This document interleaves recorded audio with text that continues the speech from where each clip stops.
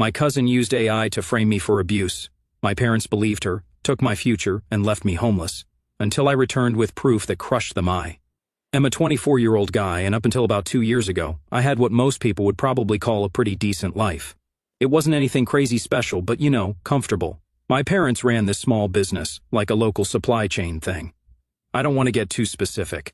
While we weren't rich or anything, they made enough that I never had to stress about basic stuff like some of my friends did. Quick disclaimer before I jump in, this is my main account, but I'm using fake names for obvious reasons. I don't want any more drama than I've already been through. I grew up in this medium-sized city in the Midwest, being vague on purpose, sorry. We lived in one of those typical suburban neighborhoods where everyone knows everyone else. Our house wasn't anything fancy, just a regular 4-bedroom place with a decent backyard where I used to play video games with my friends after school. My parents, let's call them Dan and Amy, were pretty cool, honestly. They worked hard but always made time for family stuff. Dan would help me with my math homework, even after working 12-hour days, and Amy somehow managed to show up to all my school events while running their business. Looking back, I took a lot of that stability for granted. The person I'm going to talk about in this story is my cousin. I'll call her M. She's my age, literally born 3 months apart, and we basically grew up together. After her dad, my Uncle Jake, died in a car accident when we were about 8, her mom, Kate, well, she kind of just checked out. After Jake died, Kate started finding herself or whatever, which basically meant leaving him with us while she traveled around Europe with her yoga friends. Man, thinking about how Em and I used to be makes this whole thing even more messed up. We were literally like siblings. She'd come over after school almost every day, and we'd do our homework together. Play Pokemon on our DS, yeah, I'm dating myself here, LOL, and just hang out. Em was actually really cool back then. She'd cover for me when I snuck out to meet friends, and I'd help her deal with all the drama when Kate would randomly show up and try to play mom for a week before disappearing again. My parents basically became Em's second parents. They'd buy her school supplies, take her on our family vacations, and even got her braces when Kate forgot to send money. Em had her own room at our house and everything. Dan and Amy never complained about the extra expenses. They just treated her like their own kid. I remember this one time in middle school. Em was supposed to be in this big school play. She had a main part in everything, practiced for weeks. Kate promised she'd fly back to see it, but surprise, surprise, she never showed. Em was trying so hard not to cry backstage, but I could tell she was about to lose it. My mom literally dropped everything at work, rushed to the school, and sat in the front row, recording the whole thing on her iPad. That's the kind of stuff that makes this whole situation so crazy to me. We were actually family, Not just see you at Christmas kind of cousins, but real family. Em knew all my embarrassing stories, I knew all her secrets. We had all these inside jokes that drove everyone else nuts, but I wasn't some perfect kid or anything. Yeah, my parents had money for college and stuff, but I worked summer jobs at this local game store just because I wanted to. I played a ton of video games, probably too many if you ask my mom, LOL. I was decent at school but not like straight A's or anything, just a normal guy really. Meanwhile, Em was actually pretty smart back then, like consistently top of our class kind of smart. She had this thing where she could just remember everything she read. Teachers loved her. Everyone thought she was going to end up at some fancy college doing something amazing. God, it's weird writing all this down. I haven't really thought about the good times in forever. I've been trying to forget everything, to be honest. Funny how things change, right? It all started changing around junior year of high school. Em was still living with us most of the time since her mom, Kate, was off doing whatever with husband number 3 or maybe number 4. Honestly, I lost count at this point, LOL. But something was different. The first thing I noticed was how Em started getting really weird about social media. Like really weird. She'd spend hours taking hundreds of selfies just to post one and then obsessively check how many likes she got compared to other girls at school. I remember this one time she literally cried because some random influencer's post got more engagement than hers. I tried telling her it wasn't a big deal, but she just snapped at me, saying I wouldn't understand. Then she started hanging out with this new group of girls. You know the type. The ones who were always bragging about their designer stuff and whose parents drove fancy cars. Em started coming home talking about how basic our house was. The same house she practically grew up in, by the way. And how embarrassing it was that my mom still shopped at Target. The really weird part? Em started making up these crazy stories about her mom. Like telling people Kate was this successful businesswoman traveling the world, making deals, when in reality, she was just hopping between yoga retreats and burning through what was left of Uncle Jake's life insurance money. My parents never corrected her because they didn't want to embarrass her, but it was pretty cringe watching her lie to everyone. The money thing got really intense. Em would borrow my mom's clothes and accessories and never return them. She started asking for expensive stuff for her birthday and Christmas, then throw these massive tantrums if she didn't get exactly what she wanted. One time, she literally stopped talking to my parents for a week because they got her the regular iPhone instead of the Pro Max version. Like, who does that? But the thing that really started freaking me out was how she got into this weird AI art stuff. At first, it seemed pretty innocent. She was using these apps to edit her photos, make them look more aesthetic or whatever. But then she started getting obsessed with these deepfake videos and AI image generators. She'd spend hours in her room messing with them. I remember walking past her room one night and hearing her laugh about something. She was on Discord with those new friends of hers, joking about how they could literally ruin someone's life with this technology. I didn't think much of it at the time. God, I wish I had. I just thought it was typical edgy teen stuff.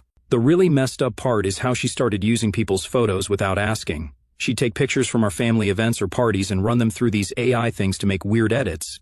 Some of them were pretty disturbing, to be honest. My mom found some on her laptop once and tried to talk to her about it, but Em just said she was practicing her art and that we didn't understand digital culture. Yikes. Around this time, she also started this weird thing where she'd always position herself in family photos so she looked like the main character. She'd throw a fit if she wasn't in the center, then post these super edited versions where everyone else was kind of blurred out or cropped weird. But she looked perfect.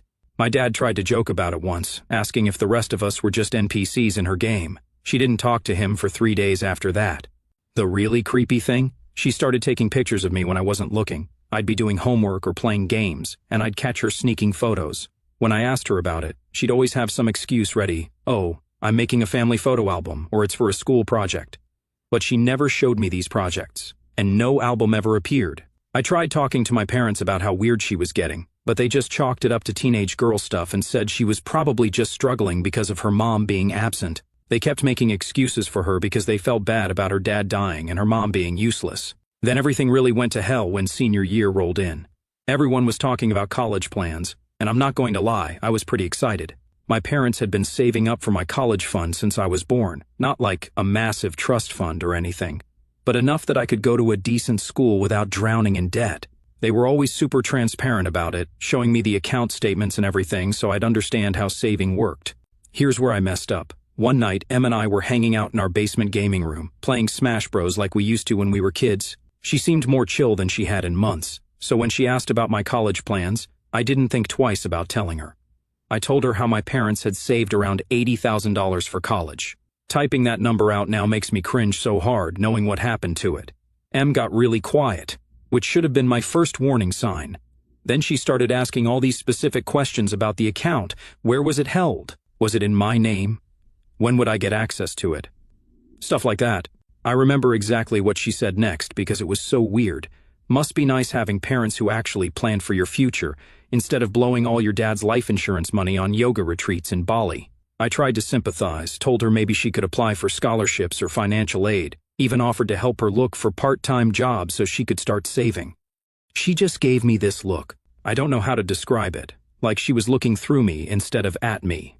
Then she started ranting about how unfair everything was, how her mom had promised to help with college but spent all the money on her new husband's business venture. Spoiler, they were all scams. How my parents treated her like family but never thought to save any college money for her. How I didn't deserve the fund because I wasn't even that smart and just got good grades because teachers felt sorry for me, helping my poor orphan cousin. Her words, not mine. I got pretty pissed at that point, told her she was being ungrateful considering my parents had basically raised her for free. Big mistake. Huge mistake. She stormed out of the basement, and I figured she just needed to cool off. I went back to gaming and texted my girlfriend Sarah about hanging out later. Sarah was supposed to be this big part of my future. We'd been dating since sophomore year and were planning to go to the same college. The next morning, Em wasn't at breakfast, which was weird because she always had breakfast with us. Mom said she'd left early to work on a school project. Looking back, she was probably already setting her plan in motion. That whole day at school felt off. People were giving me weird looks, whispering when I walked by. Sarah wasn't answering my texts. I figured maybe there was some dumb rumor going around. You know how high school is. But this was way worse than any normal high school drama. I got home that day, totally clueless about what was waiting for me. Quick note, writing this part is pretty rough. I had to take a few breaks. Even 2 years later, this still hits hard. When I walked in, everyone was in our living room, and I mean everyone. My parents, Em, and her mom, Kate, who I hadn't seen in like 8 months, by the way. Even Sarah's parents were there. Em was crying on the couch with Kate holding her, which was rich considering Kate hadn't given a damn about her for years. The moment I walked in, the room went dead silent. You know that feeling when you walk into a room and you just know everyone was just talking about you? Yeah, multiply that by like 1,000. I remember asking, "What's going on?" like some idiot in a horror movie. Em started crying harder. Looking back now, her acting skills were pretty impressive, not gonna lie. My mom wouldn't even look at me. My dad just sat there with his head in his hands. Then Kate pulled out her iPad. She had this whole presentation ready, I kid you not. She started showing everyone these Discord servers I'd supposedly been part of, where people were trading AI-generated images. She had screenshots of conversations that looked like they were from my accounts, talking about using Em's photos. She even had fake bank statements showing transfers from crypto wallets that were supposedly mine. The worst part? This stuff looked real, like scary real. Em had spent months learning how to use these AI tools, and she knew exactly how to make everything look legitimate. She even added little details, like inside jokes we used to have, making the fake conversations sound exactly like how I actually type. "What did you do?" Dad asked. I tried to explain that none of it was real, that I didn't even know how to use most of this tech stuff, but Em had thought of everything. She said that was my cover, that I pretended to be bad with technology so no one would suspect me. She even used my gaming hobby against me, saying I learned all this stuff through dark web gaming forums or whatever. Sarah was there too. She hadn't answered my text all day because she'd been with Em, who was finally opening up about her trauma. Sarah couldn't even look at me, just kept holding Em's hand and glaring at me like I was some kind of monster. What really stung wasn't just that Sarah believed Em, it was how eager she was to throw me away. There was no hesitation, no doubt. It was immediate. She didn't ask for proof, didn't question the absurdity of the situation, didn't even stop to consider that maybe, just maybe, the guy she'd been with for years wasn't some secret monster. She acted like she wanted to believe the worst about me, like it was easier for her to rewrite our history than to face the possibility that she was being manipulated. And the worst part? She didn't just believe it, she helped him. She amplified the lies, made sure our friends heard them, turned every mutual connection against me. I wasn't just guilty in her eyes, I was someone she had to erase completely. And you know what's really messed up? Em used our whole history against me. All those years we spent growing up together, all the time we spent in each other's rooms, all the family vacations. She twisted everything into something sinister, made it sound like I'd been planning this for years. I kept trying to defend myself, but everything I said just made it worse. When I mentioned how Em was the one always taking secret photos of me, she started crying harder and said I was trying to Darvo her. I had to Google that later. Apparently it means deny, attack, reverse victim and offender. My dad finally looked at me, his face cold. "How long has this been going on? I lost it. Are you serious? You're actually believing this? You're all crazy for believing this nonsense. Em is lying. She's just jealous about college. She wants my college fund." Bad move. Really bad move. Em let out this exaggerated sigh, shaking her head like she pitied me. I knew he'd say that.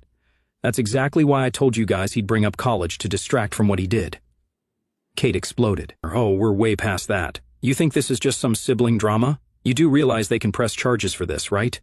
I wasn't even listening anymore. My mom was just sitting there, silent, tears rolling down her face. She wouldn't even look at me. I turned to her, desperate. "Mom, you know me. Please, you know me." Before she could react, Em gasped, her whole body shaking. No, don't let him near me." She stumbled back, clutching her chest like she couldn't breathe, then just collapsed, wheezing, full-on hyperventilating on the floor. It was honestly an Oscar-worthy performance. That was it for my dad. He grabbed me by the shoulders and shoved me toward the door, voice like thunder. "Get out." I froze. "Dad, you are not my son," he spat. "I'll have your stuff packed and sent somewhere, but you're not welcome in this house anymore." And just like that, it was over. I tried one last time to tell them Em was lying. Want to know what my mom finally said to me? "I wish I'd never had you." I walked out of that house with just my backpack, phone, and wallet. I didn't even have a jacket. It was March in the Midwest. Sarah blocked my number that night, and I spent that night in my car in a Walmart parking lot. That first night in my car was probably the longest night of my life. It was like 30 degrees Fahrenheit outside, and I only had my thin hoodie. I kept trying to text people, but everyone had blocked me. Em had done her work well. She'd even reached out to my online gaming friends. My Discord was blowing up with people calling me a creep before I just logged off everything. The few people who hadn't blocked me yet were sending screenshots of Em's posts about me. She was playing the victim perfectly, posting about how she was finally free to speak her truth and how she hoped other victims of AI abuse would feel empowered to come forward. She even started some hashtag about AI safety that was getting traction in our school. The next morning, I tried going to my job at GameStop. Yeah, I still had that part-time job from earlier. My manager took one look at me and said they'd heard what happened and that they couldn't have someone like me working with young customers. I got fired on the spot. I was down to like $167 in my checking account. My savings were all in that college fund that I didn't have access to yet. Credit card? Yeah, my parents had already called and reported it lost, so it was canceled. They really thought of everything. I spent the next few days between my car, the public library for warmth and Wi-Fi, and this 24-hour McDonald's where this one night shift worker would let me hang out if I bought a coffee every few hours. Shout out to Marcus. If you're reading this, bro, you probably saved my life. Those nights, I was getting desperate enough to consider some really dark thoughts when my phone rang. It was my Aunt Paula, my mom's sister, who lived like 4 hours away in this tiny town in the middle of nowhere. She was the only person who bothered to ask for my side of the story. I sat in that McDonald's parking lot and told her everything, the whole thing about M's jealousy, the AI photos, how she set me up. And you know what? She actually listened, like really listened, not just waiting for me to finish so she could tell me how disappointed she was. When I finished talking, she was quiet for a minute, then she said something I'll never forget. I believe you. I lost it. Started crying right there in the parking lot. I hadn't cried through this whole thing until then, but those 3 words just broke me. Paula told me to stay put, that she was coming to get me. She said she had to work a shift at the hospital first. She's a nurse, but she'd drive down right after. She asked if I could hang on for 12 more hours, longest 12 hours of my life. I was scared Em would somehow find out and stop her from coming. I kept having these paranoid thoughts that everyone was watching me. The McDonald's Wi-Fi kept showing these ads about AI technology, which really messed with my head. Finally, at like 2 in the morning, Paula's old Subaru pulled into the parking lot. She took one look at me, hadn't showered in days, wearing the same clothes, probably looked like absolute garbage, and just hugged me. Didn't ask questions, didn't judge, just hugged me. She had brought me a warm jacket, some food, and a pillow for the drive back. We stopped at an ATM where she took out some cash for me. I found out later she had to dip into her own savings for that. The whole drive back, she just let me sleep while she played old 90s music really quietly. Remember how I said Em was good at social media? By the time we got to Paula's house, she had somehow found out I was fleeing town and posted this whole thing about how it proved my guilt. She even got Sarah to post about how she was glad the truth came out before it was too late. Paula just took my phone and locked it in a drawer, said I needed to focus on surviving right now, that social media could wait. She set me up in her spare room, nothing fancy, just a twin bed and a desk, but it felt like a palace after sleeping in my car. You know what the really messed up part is? Em had been to Paula's house before, on family trips. She knew exactly where I was going. But I guess her revenge fantasy didn't include the boring part where her victim had to actually survive afterward. Those first few months at Paula's were rough, like really rough. I basically became a hermit, spent most days just staring at the ceiling in that spare room trying to figure out how my life had imploded so fast. Paula would bring me food, but I barely ate. I lost like 20 pounds in the first month alone. The worst part was the nightmares. Keep in mind, I'd grown up with social media, right? Like everyone my age, I was always online. But now, every time I saw a phone camera, I'd have a panic attack.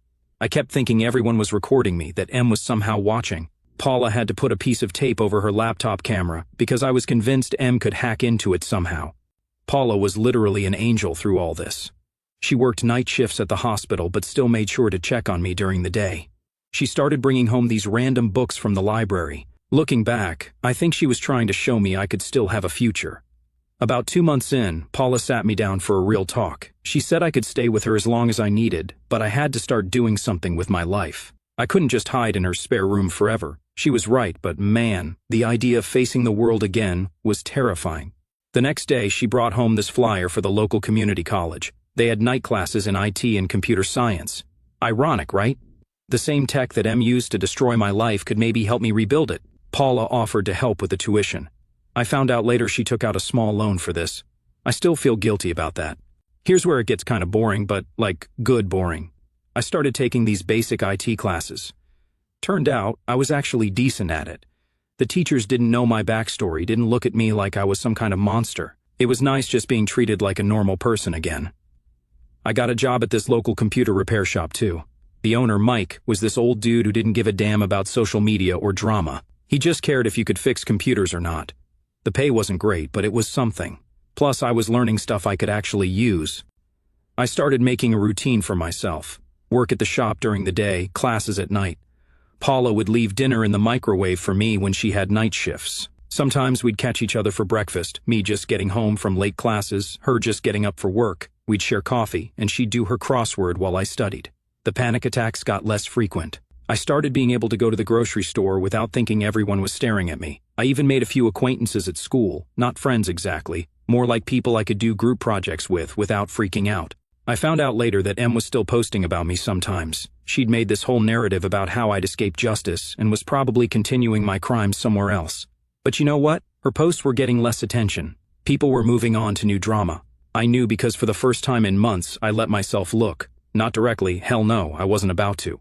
Give her the satisfaction, but through an old classmate's public Twitter thread where people were dragging her for being a clout chaser. Someone had linked one of her dramatic Survivor posts, and the replies were brutal. Wait, wasn't this debunked already? One person commented. Another said, girl, if you need money, just say that. And then I saw the one that really made my blood run cold. Some random account asked, didn't her family give her like a ton of money for college? What happened to that? I clicked, biggest mistake. Buried in the replies was a screenshot of Em's old post from right after everything went down, some long, rambling caption about how she was finally getting the support she deserved, alongside a picture of her acceptance letter to some fancy out-of-state university. Someone else chimed in, wasn't her cousin supposed to go to college too? What happened to his fund? I sat there, staring at the words, my stomach dropping because I already knew what happened. I just never wanted to admit it to myself. The day I got kicked out, my dad had said, you are not my son, and I guess he meant it because instead of saving my college fund for me, hell, even just leaving it sitting in the account, they gave it to her, all $80,000 of it. She took my entire future and set it on fire. And for what? Clout? Designer handbags? A fake influencer career? I don't know how long I sat there, but Paula must have seen my face because she gently took my phone from my hands. You don't need to do this to yourself, she said. But it was too late, the damage was already done. Paula helped me set up a new email, new phone number, new everything, not to hide, just to start fresh. The only connection to my old life was this one burner email account I checked sometimes, just in case anyone from my past ever wanted to hear my side of the story. No one ever did. The weird thing is I started getting kind of okay, not happy exactly, but stable. I started learning about how AI actually works in my classes, learned about digital forensics, how to spot fake images, all that stuff. Too late to help my case, but it still felt good to understand it. Around the 1-year mark, I had this moment. I was sitting with Paula, watching some stupid cooking show, both of us exhausted from work and school, eating takeout pizza, and I realized this was my life now. Small, quiet, boring, but mine. No drama, no social media fame, just existing. But then my parents started trying to contact me. It started with emails, like a lot of emails, from my parents. Subject lines like, please read this, and we need to talk, and we made a terrible mistake. I ignored them all. Paula saw them too. We share Netflix, and sometimes I forget to log out of my email on her tablet. Then they started calling Paula, like constantly. She didn't tell me at first, didn't want to mess with my head when I was finally doing okay. But one night, after her shift, she sat me down with this serious look on her face. Turns out Em had messed up, like really messed up. Remember that college fund my parents gave her? Yeah, she blew through it in less than a year. But that's not even the crazy part. Em had dropped out of college after one semester. Told my parents she was taking classes online while she was actually using their money to try becoming an influencer. Bought followers, paid for shoutouts, the whole wannabe famous package, but that still wasn't enough for her. She started pulling the same stunt she did with me, but this time, she targeted my dad. She created this whole fake story about how he'd been inappropriate with her, complete with AI-generated evidence and everything. She said he'd been using the college money to buy her silence. But the really messed up part? She was sloppy this time, got too confident, I guess. She started showing the AI-generated stuff to people who actually knew about that technology. Someone pointed out the telltale signs of AI manipulation, you know, those little glitches that programs leave behind. But Em didn't stop there. When my dad cut off her money, she went nuclear, started posting all this stuff online about him, trying to get him canceled or whatever. She even tried to get my mom involved, saying she knew about everything. Here's where karma finally showed up. Em didn't realize that in the 2 years since she pulled this with me, AI detection technology had gotten way better. Some IT guy my dad hired for his business took one look at her evidence and spotted all the signs of AI manipulation. The whole house of cards started falling apart. People started questioning her story. Then they started looking back at what she'd done to me. Someone even found old cached versions of her social media posts where she'd messed up and posted the original, unedited versions of some photos. My parents were devastated, not just because of what M was doing to them, but because they finally realized what they'd done to me. They found out I was living with Paula. M had been telling everyone I'd fled the country and started trying to contact me. Paula showed me all their messages. They were a mess. My mom was having panic attacks, Dad couldn't sleep. They wanted to make things right, said they'd do anything to fix what they'd done. Well, honestly, part of me was happy they were suffering. How messed up is that? My own parents, and I was glad they were getting a taste of what I went through. But mostly, I just felt nothing. Like, reading their desperate messages didn't even make me angry anymore. They were basically strangers to me now. Paula thought I should talk to them, said it might help me move on. But I didn't want to move on. I'd built this new life for myself without them, without all that drama. Why should I let them mess that up? Then M showed up at my parents' house, crying, saying she needed help. She said she was sorry, that she'd gotten carried away, that she'd make it right. My parents actually started to believe her again. Can you believe that? That's when I decided to go back. Not for them, not for closure or whatever people talk about. I went back because I was done letting M destroy people's lives with her lies. I didn't tell anyone I was coming. Paula thought I was crazy, but she helped me plan everything. I'd learned enough about technology by then to know what I was doing. The first thing I did was buy one of those tiny hidden cameras, just a basic one that could record audio and video. Paula helped me test it to make sure it wasn't obvious. I also set up my phone to record backup audio, just in case. I found out through Paula that M was staying at my parents' house again, playing the whole repentant cousin act. She was still posting on social media about her journey of healing or whatever, but now she was mixing in vague posts about my dad being inappropriate. Classic EM, keeping all her options open. I showed up on a Tuesday afternoon. I chose that time because I knew my parents would be at work. I didn't want them involved yet.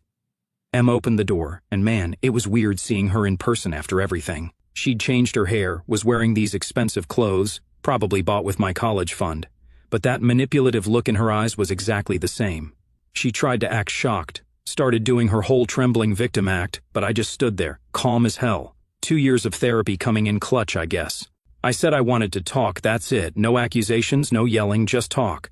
She tried to say she was going to call the police, but I think something about how calm I was freaked her out. She let me in. We sat in the kitchen, the same kitchen where we used to do homework together as kids, and I just let her talk, let her dig her own grave. I asked her simple questions and watched her story fall apart. The best part? She actually admitted everything, not because she felt guilty, but because she was proud of it. She straight up told me she did it because she could, because it was too easy. She said she learned all about AI tools from some Discord servers, spent months planning everything. Then she started bragging about how she was going to do the same thing to my dad, how no one could prove anything. She literally said, "It's my word against his, and everyone always believes the victim." That's when I took out my phone and played back the last 30 seconds of our conversation. You guys, I wish I had a picture of her face in that moment. She went from smug to terrified in like 0.2 seconds. She tried to grab my phone, but I'd already backed everything up to the cloud. Learned that trick in my IT classes. She started crying, but not her usual fake tears, real, ugly crying. She begged me not to show anyone the recording. Offered to tell everyone she made everything up about me. Even offered to split what was left of the college fund, of which there was nothing left. I didn't say anything, just texted my parents to come home. They showed up 20 minutes later and found us sitting there. Me calm, M having a complete meltdown. I played the whole recording for them, everything. M admitting she made up the original accusations. Her bragging about the AI photos. Her plans to do the same to my dad. All of it. My mom threw up, like literally ran to the bathroom and threw up. My dad just sat there, looking like his whole world was collapsing, which I guess it was. M tried one last time to manipulate the situation, started saying she only did it because she was traumatized by her dad's death and her mom abandoning her, that she needed help, not punishment. She pulled the whole "we're family" card. I looked her dead in the eyes and said, "We're not family, we never were." Then I sent the recording to everyone, her mom, my extended family, her friends, everyone who'd blocked me 2 years ago. I also sent it to the college she'd dropped out of, explaining how she'd scammed my parents out of the tuition money. The aftermath was pretty much what you'd expect. M's mom finally showed up, but only to tell her she was cutting her off. My parents tried to press charges, but there wasn't much legal ground since M had technically never blackmailed them for money. She just manipulated them into giving it. My parents begged for forgiveness, like literally begging, but you know what? I couldn't give it to them. Maybe that makes me a bad person, but I just couldn't. I told them I didn't hate them anymore, but I didn't want them in my life either. Last I heard, M's living with some random roommates, working retail. She tried to restart her social media, but nobody wants anything to do with her. Turns out, people don't like finding out they were manipulated. I went back to Paula's house, back to my quiet life, my IT classes, my small circle of new friends who don't know or care about my past. Sometimes I still have nightmares about cameras and AI, but they're getting less frequent. Paula says I should be proud of how I handled everything, says I got justice without becoming like M. I don't know about that. Some days I'm not sure if exposing her made me better or worse than her. But you know what? I'm free, really, properly free. M can't hurt me anymore, can't hurt anyone else either, and that's enough.